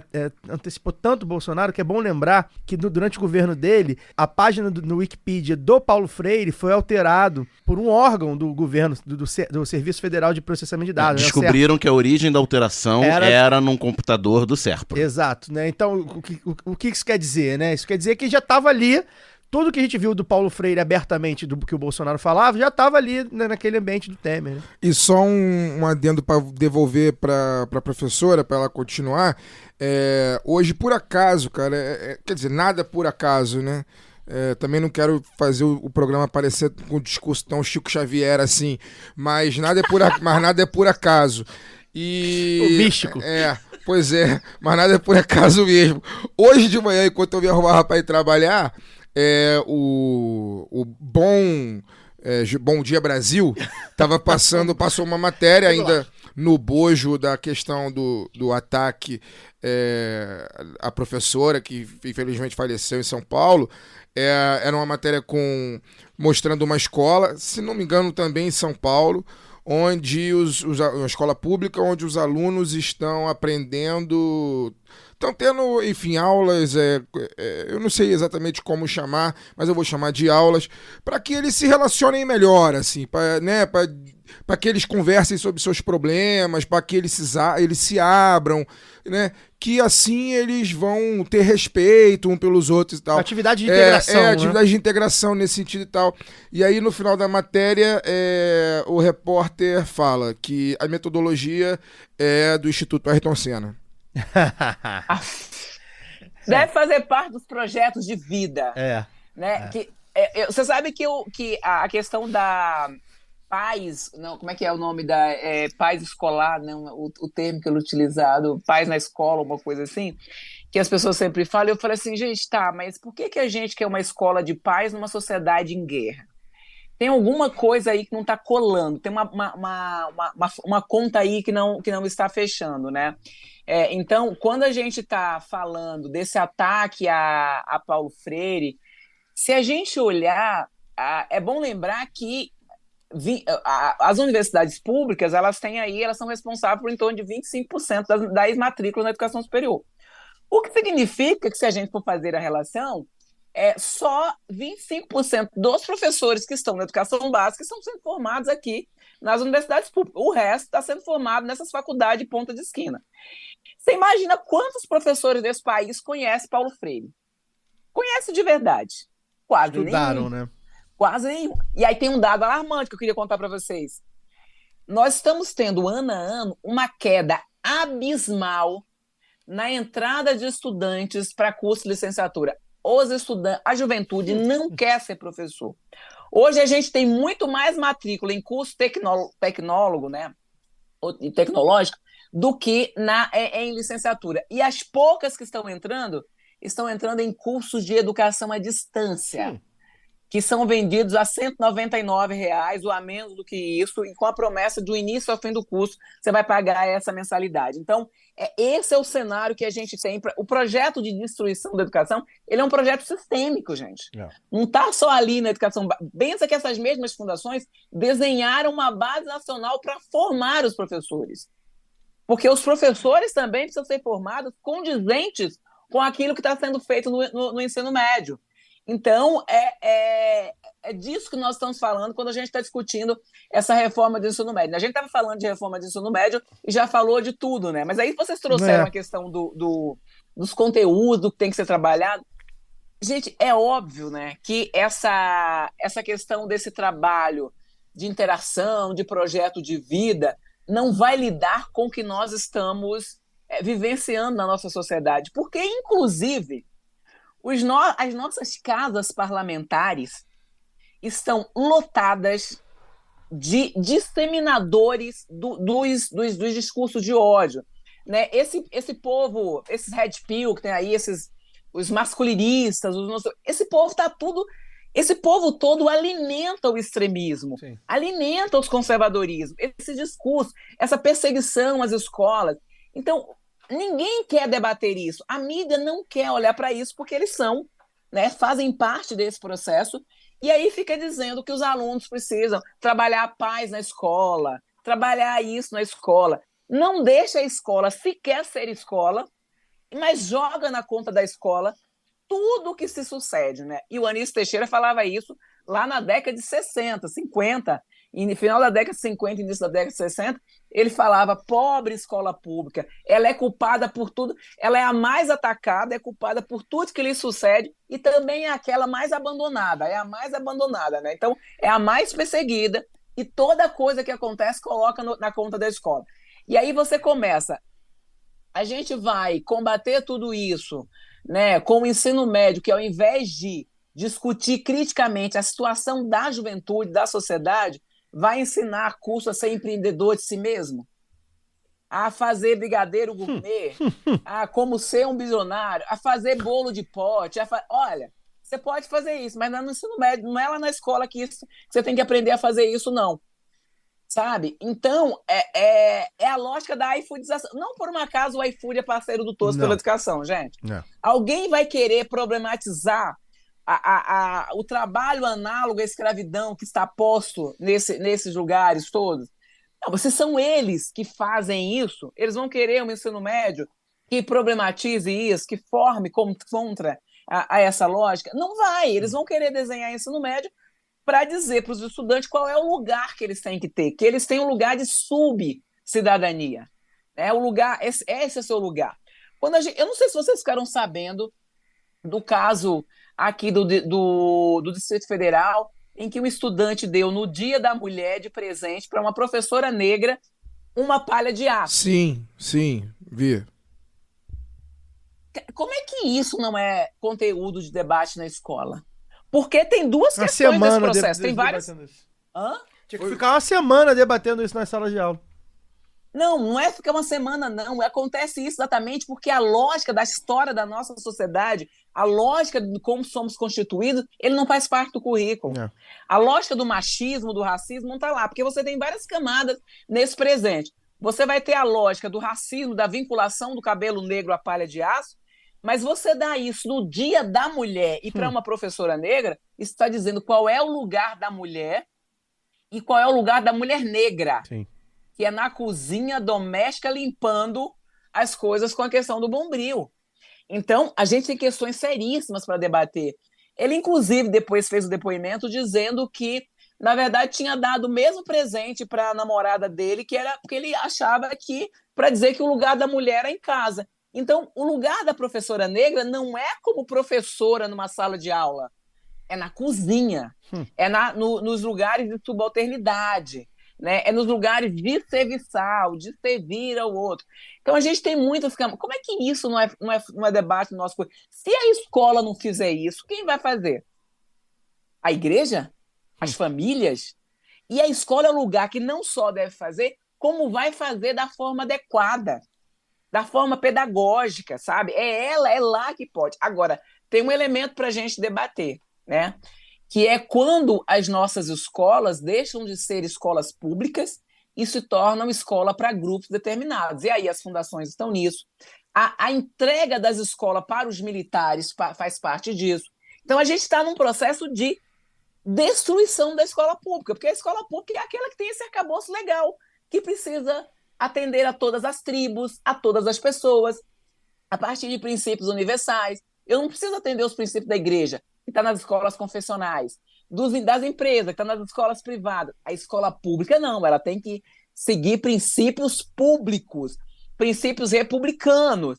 E aí eu entrego essas escolas para os pacotes das fundações empresariais que vão desenhar a partir dos seus princípios e não dos princípios republicanos. Eu entrego para as forças que vão estabelecer vão fazer os regimentos e as estratégias escolares a partir dos princípios da área de segurança, dos princípios do quartel. É a pedagogia do quartel que vai imperar nas escolas e não a pedagogia freiriana ou a pedagogia pública que está nesse processo. Então, a gente vai destruindo o processo educativo e aí eu vou destruindo, inclusive, o ensino fundamental e pasteurizo o ensino médio, ninguém vai chegar na educação superior e por aí vai, né? Então, como é que a gente destrói a educação pública, nega o direito à educação sem revogar a Constituição. Se a gente não pode acabar com essa Constituição de 88, como é que a gente vai destruindo, vai impedindo que ela se efetive, mesmo sem dizer que está fazendo isso? Sim. A gente precisa urgentemente pensar nessas questões, gente. É muito sério o que a gente está fazendo. E aí um governo como o governo Lula me coloca um Camilo para encher o MEC de fundação empresarial me dá desespero. Eu não sei se vocês concordam, mas quando eu vi os ministérios assim que a gente tem mais afinidade, ou que a gente está mais próximo, ou que está muito mais ligado à educação, eu não vou falar nada em relação ao Daniel, né? Porque ele é economista, ele vai dizer, você está doido, não é bem isso não. Mas mentira, você não vai fazer isso não, né? Eu pensava, Ministério da Cultura, Ministério da Mulher, dos Povos Indígenas, o ministério mais sem tesão, assim, sem que você sentiu, assim, foi o Ministério da Educação. E era um ministério fundamental para a gente reverter a situação que nós estamos ainda. Teria que ter um Ministério da Educação cheio de energia, com a outra proposta de educação. Aí tu põe esse negócio, o Ministério da Educação é um ministério mais apagado, que só vem com as mesmas ideias. O governo não está O governo não está disposto a revogar, né, Catarina? Eu ia te perguntar isso, por isso que eu te atropelei aí, porque eu acho que é a pergunta final, né? Esse diálogo com o governo, pelo visto, não está acontecendo, né? Com o ministro da Educação não está acontecendo. O presidente Lula até fez um Twitter dizendo que tinha falado para Camilo conversar com os estudantes, debater com os educadores, né? Respondeu lá um tweet dizendo que tinha conversado com o Camilo. Também acho. Papinho. Eu também acho que é papo, mas o que depende da pergunta para pensar no final? A revogação vai depender da nossa pressão, da nossa articulação, da nossa luta. Assim como foi tudo que nós avançamos nesse país, gente. Nunca foi, ou pegando o jargão do Lula, em toda a história desse país, nunca foi fácil a gente aprovar nada que favorecesse, que pudesse favorecer a população, muito pelo contrário, né? Então, a revogação do NEM vai depender muito da nossa articulação, da nossa pressão, porque o ministro da Educação não está a fim de fazer isso, né? A gente vai precisar pressionar o parlamento, já tem movimentação, propostas no parlamento, né, para essa revogação, então a gente vai ter que fazer muita pressão para lidar com essa revogação, porque o novo ensino médio é a tragédia do nosso tempo, é a tragédia das futuras gerações. E a gente precisa pressionar para que o ministro da Educação, inclusive, revogue a portaria que estabelece o calendário de implementação do NEM. Porque se nós não impedirmos que o novo Enem seja feito a partir desse itinerário, morreu. Se desenhar o novo Enem, acabou. Mas acabou a revogação e acabou estudante de escola pública e universidade. Acabou a lei de cotas, acabou qualquer avanço possível. É o retrocesso completo da nossa educação, não só a básica, como a superior. E é o retrocesso de qualquer possibilidade de avanço civilizatório, pensando aí a questão da educação. Só para relacionar um pouquinho com a economia, né, já que a Catarina falou, imperou aí na escolha, na nomeação do ministro da Educação, pelo menos na justificativa passada, né, ao público, o que a gente chama de cabeça de planilha, né, porque o Estado do Ceará teria bons índices, né, em testes padronizados, que também vem muito dessa lógica aí das fundações e tal. Então, aí, teoricamente, tudo elaborado pela Isolda Sela, né, que é a secretária executiva. Então, hoje. Se esses bons índices apresentados justificariam a escolha do grupo político do próprio PT, que está no Ministério da Educação. Mas, enfim, a educação, como a gente ouviu a Catarina falar aí na última hora e meia, não se resume aos resultados desses testes. Para a gente encerrar, que a gente já está agora virando aí a última curva, só fazer um registro importante que o Fagner falou, da Elizabeth Tenreiro, né, a professora que morreu, foi assassinada, na verdade, na Escola Estadual Tomásia Montoro.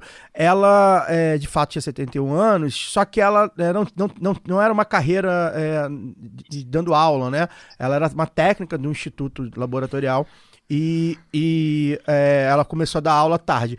Isso não anula o seu argumento. Não anula o fato de que uma pessoa de 71 anos tem que estar aproveitando a vida e não, enfim, trabalhando. E são muitos os casos. Isso aí, no caso, é a normalização de que a pessoa tem que trabalhar até morrer porque ela tem um propósito, porque ela é super-herói, porque ela é super-heroína.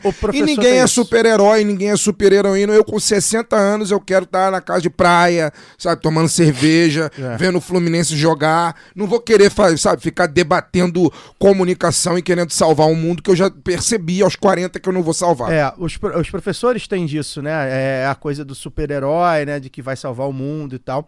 E um outro detalhe, né, que a gente obviamente a gente falou, mas não acabou aprofundando, né, sobre a questão da valorização mesmo do professor, né, porque a gente está aqui num estado, por exemplo, que paga um salário abaixo do valor mínimo nacional, né? O Rio de Janeiro teve greve na semana passada, está tendo mobilização dos professores, a gente está sempre em contato com pessoas que militam, né? Por sinal que nós três somos casados com pessoas que estão na educação, né? Que estão em escola, né? É curioso isso, que nos une também, enfim, cada um no seu quadrado. Não só dos professores, né? Dos profissionais de educação, que são ainda caso, não é mais precarizados. É profissional da educação, profissional na educação. Pois então, dependendo da ocupação, ainda é mais precarizado ainda, não é nem, enfim, levado em consideração. Enfim, e tudo isso, né, num universo que a gente está aqui sempre debatendo, a gente sempre do viés anti-imperialista, anticapitalista, dessa ideologia dominante, né, que é muito comum a gente ver, a gente quando senta no bar ali com os nossos amigos que não são necessariamente de esquerda, a gente ouve, não, porque na Coreia do Sul, estudo para ser, sei lá, técnico, engenharia, né, como esse discurso foi se alimentando ao longo dos anos, até chegar nisso aí que a gente está vendo, vamos aprender a fazer brigadeiro para poder ser um empreendedor e poder sobreviver sem depender do trabalho formal, enfim. Depois do ensino profissional. Sem ter chefe. Depois do ensino profissionalizante, o ensino precarizante. Pois então isso tudo, desse tempo inteiro que a gente tá falando aqui, tudo isso, a gente volta pro começo, como é a ideologia dominante, o ultraliberalismo que a gente está vivendo nos últimos anos, principalmente, mas que, enfim, sempre esteve aí há muito tempo. Catarina, muito obrigado, foi ótimo esse papo, certamente tem mais coisa. Eu acho que tem que ter a parte 2, repeteco, porque tem muita coisa pra enfim, falar. é muita coisa pra falar, é pouco tempo, acho que 1 hora, e o tema é muito urgente, assim, além de ser, a gente sabe que é muito urgente, a gente realmente, professora, a gente nas nossas redes sociais lá, no Twitter e tal, muito professor que é a gente, rede, né? Que o lado B tem mais penetração, a gente foi muito cobrado nos últimos meses a tratar do tema. Então, eu acho que o tema não se esgota em 1 hora, em 1h30. Talvez a gente tenha que voltar aqui, marcar uma conversa daqui a um mês. Não sei. Acho que a gente tem que pensar, se não for no formato de podcast, de repente pensar outro formato. Mas a gente tem que voltar a tratar desse tema. Porque é isso. Não é um negócio que... Não é uma situação que acaba, né, que esgota agora. Isso vai reverberar aí nos nossos filhos, netos e por aí vai, né? E é uma das pautas que a gente não tem outro tipo de veículo que vai falar, se não seja um veículo independente. Não vai. Se for na Globo News, vai convidar a presidente do Instituto Ayrton Senna, a Viviane Senna, vai convidar essa galera. É uma aí. pauta única. A Priscila Cruz. Pois é, essas mesmas pessoas, uma pauta única, parece que não tem um outro lado. Professora Catarina, muito obrigado. Já fica aqui já o convite para voltar em breve, a gente conversa aí para ajeitar as agendas. Deixa aí seu último recado. Realmente foi, eu acho, um papo muito esclarecedor sobre esse assunto. Onde podemos encontrá-la? As redes sociais, se utiliza, vi que você tem Twitter, mas não sei como é que se você utiliza para lá dar suas pensatas, enfim. Muito obrigado. Imagina, eu que agradeço. Eu tenho Twitter, tenho Insta, tenho Facebook, tenho todas as redes, na verdade, né? Não sou uma militante de rede, mas eu uso muito para quando a gente tem que compartilhar, disseminar as questões. A gente usa muito para política, na verdade, né? Para fazer pressão no Congresso em relação a isso. Então, você vai me achar lá no Twitter como Cata_Almeida, _A Santos, eu acho, nem lembro mais. No Insta, como Catarina _Almeida _Santos, tá lá. No Face também. Colocando meu nome vai achar por lá. A gente vai marcar também, no lado B a gente te marca, pode deixar. Ótimo. E aí, gente, eu acho que precisa voltar, porque assim, não foi só o ensino médio, né? A gente teve que tratar aqui de questões, de conceitos mais amplos, questões mais amplas. E pode, inclusive, trazer outras pessoas que possam trazer a todas as experiências como é que está sendo a tragédia da implementação do ensino médio, porque eu acho que os exemplos concretos também que as pessoas estão levantando mostra para as pessoas entenderem a gravidade da coisa. Então, eu acho que trazer outras vozes, né? Com certeza. Tem os professores que estão debatendo isso, que estão dentro das escolas, eu acho que é super importante, né? Você pega aí a questão do Iago, a Sofia, né? Eles estão dentro das escolas e estão debatendo essas questões, né? Então, posso te passar vários nomes de professores que são do ensino médio e que estão refletindo sobre isso, estudando e mostrando os desdobramentos disso, que são pessoas super importantes. Tenho sempre maior respeito, né, para os meus colegas professores. Eu fui professor de educação básica. Quem está no chão de fábrica que conhece como a coisa está rolando, né? E eu estou fazendo debate o tempo inteiro com os estudantes do ensino médio. Há 2 sábados, acho que há um sábado atrás, não sei se no passado, no outro, há 15 dias, eu fui debater com estudantes lá em Ceilândia, né? Estudantes do ensino médio, então a gente está sempre junto. E é sempre muito bom a gente ter. Agora eu vou contar uma coisa para vocês. Se vocês entrarem no campo da educação, não é só ensino médio, não. Vocês vão ter que olhar para muita coisa, porque a tragédia está instalada e a gente precisa debater. É um projeto. Vocês têm que fazer um podcast sobre militarização. Vocês têm que fazer um podcast sobre a questão dos conservadorismos na educação, ou contra a educação. Você tem muitos temas para vocês debaterem aqui no podcast de vocês, e eu vou ter o maior prazer em ouvir tudo isso. E mais, isso vira conteúdo para os nossos cursos de graduação. Os estudantes gostam também muito de ouvir os podcasts, então quando você pega esses temas, eu costumo colocar nas disciplinas, né, para os estudantes ouvirem, porque né, tá um papo explicando, e eles podem ouvir no ônibus, em todos os lugares. É uma outra forma deles aprenderem, com uma outra linguagem. Então eu acho que é importante vocês trazerem esses temas também. A gente recebe semanalmente professores dizendo que colocaram algum podcast de algum tema que a gente falou para os alunos ouvirem e debaterem em sala de aula. Bem, antes de encerrar aqui e dar o boa noite para o Fagner e para o Daniel, Vou passar o chapéu, tá? Para pedir o seu rico dinheirinho. Você que está nos ouvindo, acessa lá orelo.cc/Lado B do Rio. Não temos fundação Não bancando temos esse fundação. podcast. Nem de esquerda, Não, muito menos de direita. Nesse momento nós não temos absolutamente ninguém, só você, ouvinte, amigo ouvinte, tá? Então acessa lá orelo.cc/Lado B do Rio e apoie o Lado B na Aurelo, né? Pode ser tanto no cartão quanto no Pix. Dependendo da faixa, você vai concorrer a sorteios da camisa crítica, pode participar do grupo no Telegram, enfim. Se você não pode assumir esse compromisso mensal, sem problemas. Você pode fazer doações avulsas no Pix lá do B do Rio, @yahoo.com. Ou é isso, se você tem uma empresa, uma ONG, uma organização, uma fundação que está alinhada aí às nossas causas, também pode bater lá, ter um dinheirinho, uma verba para comunicação, para marketing, essas coisas. Chama a gente que a gente conversa. Daniel, tchau, tchau. Ouvintes contribuam para que o Lado B não tenha que implementar um novo arcabouço fiscal. Infelizmente a gente não emite moeda. Não somos Estado Nacional, não emitimos moeda nem dívida soberana, como a gente E se fala. imprimir dinheiro? Não. Boa noite a todos e todas. Até daqui a 2 semanas, né? Pois é. Fagner, tchau, tchau. Bem-vindo de volta, né? Semana passada você esteve fora. Pois é. E semana que vem não tem programa, Não né? tem programa, Mas folga. É bom porque eu vou Sexta-feira da Paixão, a gente vai... É novo arcabouço fiscal. É bom porque eu vou estar também de férias aí no trabalho, então vou poder aproveitar sem pensar muito. Férias de novo? Jogar um videogame. De novo, chorou férias outro dia. Eu vou ter, tenho 10 dias aí para tirar que tava perdidos aí no tempo. Mas agradecer a professora pela disponibilidade, por estar aqui com a gente, batendo esse papo. Achei que foi realmente muito bom, porque é o tipo de assunto que a gente não vê liga que você televisão. vive, né, Fagner? Você vive muito de perto. Conversar com a Jolie, trazer a Jolie aqui qualquer dia. Eu escuto ela falar o quanto a escola... Falar do ensino infantil. Enfim, não quero falar aqui porque eu sei que na prefeitura do Rio de Janeiro aí, no alto escalão, tem gente que escuta esse programa. Eduardo Paes nos ouve, e pode querer prejudicá-la porque ela é professora da rede pública e ela já sofre perseguição suficiente por isso. Então eu não quero falar, não era para ter citado o nome dela, mas agora já citou, já é. Não, também é fácil de achar, enfim, né? É isso, agradecer a professora, obrigado a todos que estão com a gente aí, todas que estão com a gente, ouvindo a gente a hora que for, dizer que daqui a 15 dias a gente está de volta, eu espero que também esteja junto com todo mundo na mesa aí, porque eu já faltei demais no início desse ano. Abraço. Tem que ter um número médio aí número mínimo Beijos de para presença. Luara. Isso, beijão pra Luara. 25% de falta reprova, né? Pois é. Reprova, professora? 25. Reprova por falta? É igual aquela piada, vai chegar aqui, reprova quantas faltas que reprova? Quem é você, né?